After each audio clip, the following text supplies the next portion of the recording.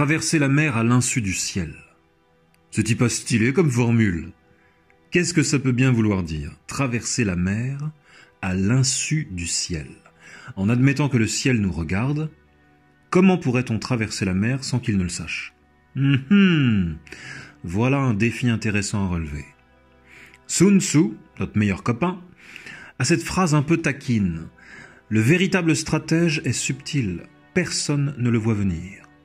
Ça me fait penser à Al Pacino dans L'Associé du diable. Al Pacino, qui joue le diable, dit à son protégé, le fringant Keanu Reeves, « Le problème avec toi, c'est qu'on te voit venir à des kilomètres.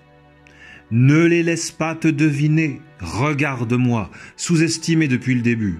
Qui pourrait croire que je suis ce que je suis ?»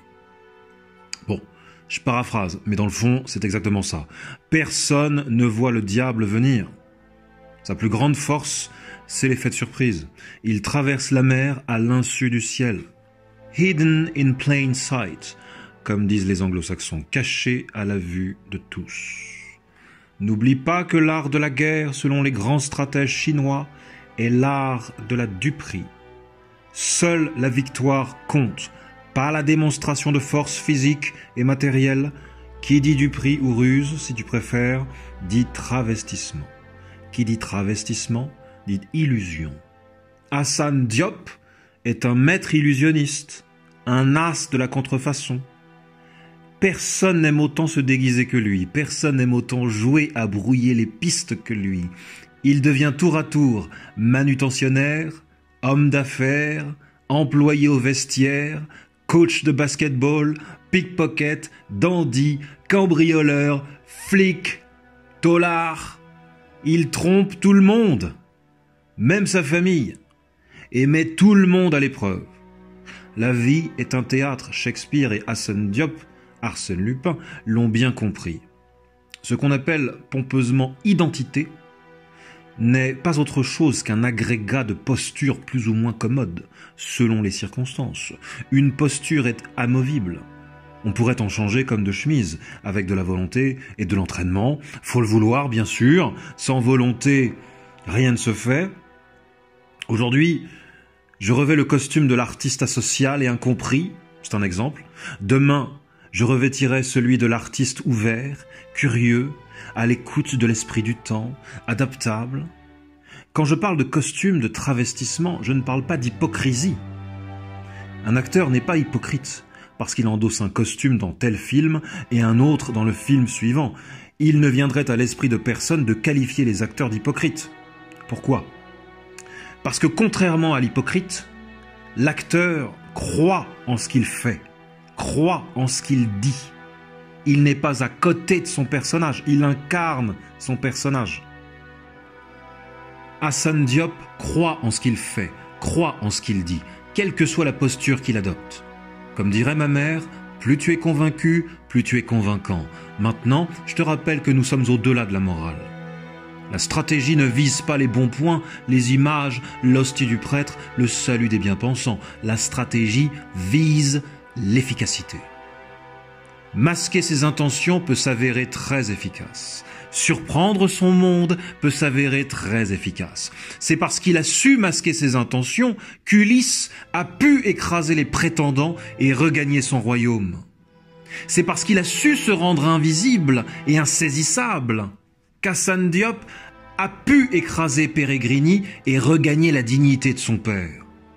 C'est parce qu'il a su dissimuler son incroyable intelligence qu'Ayano Koji Kiyotaka a pu prendre le contrôle de la classe D. Le travestissement n'est pas uniquement physique. Un esprit caméléon façonne un corps caméléon. Ça commence par l'esprit, toujours par l'esprit. Kiyotaka, par exemple, ne laisse rien transparaître de ses émotions. Rien. Le mec est illisible. Poker face en anglais. Impossible de le voir venir. La marquise de Merteuil, quand elle était petite, se plantait régulièrement une fourchette dans la main pour dompter ses expressions faciales, ne rien laisser transparaître de sa douleur. Elle en est devenue illisible. Impossible de la voir venir. Ça commence par l'esprit, par la volonté. Je veux dissimuler, je veux surprendre. Voilà une stratégie de dingue. Ces effets peuvent être dévastateurs.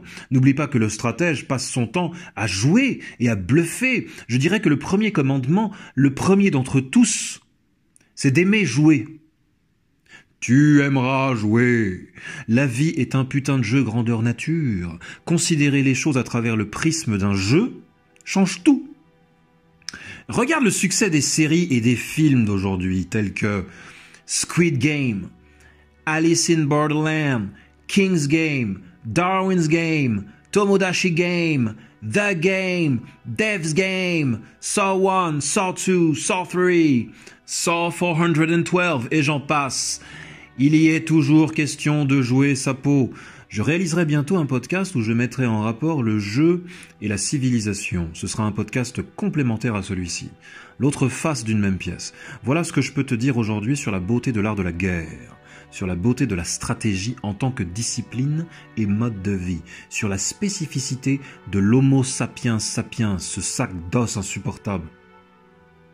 Je te conseille de lire Robert Greene, un immense auteur américain qui te conduira étape par étape sur les chemins de l'intelligence stratégique, et de lire Sun Tzu, évidemment. T'ajoutes Machiavel et t'as tout compris à la vie. Discernement, vision, adaptabilité, travestissement, les 4 grands piliers selon moi. Entraîne-toi. Adapte ces piliers à ta propre vie, à l'objet de ton propre désir. Et le monde s'en portera mieux. Si t'es pas un psychopathe.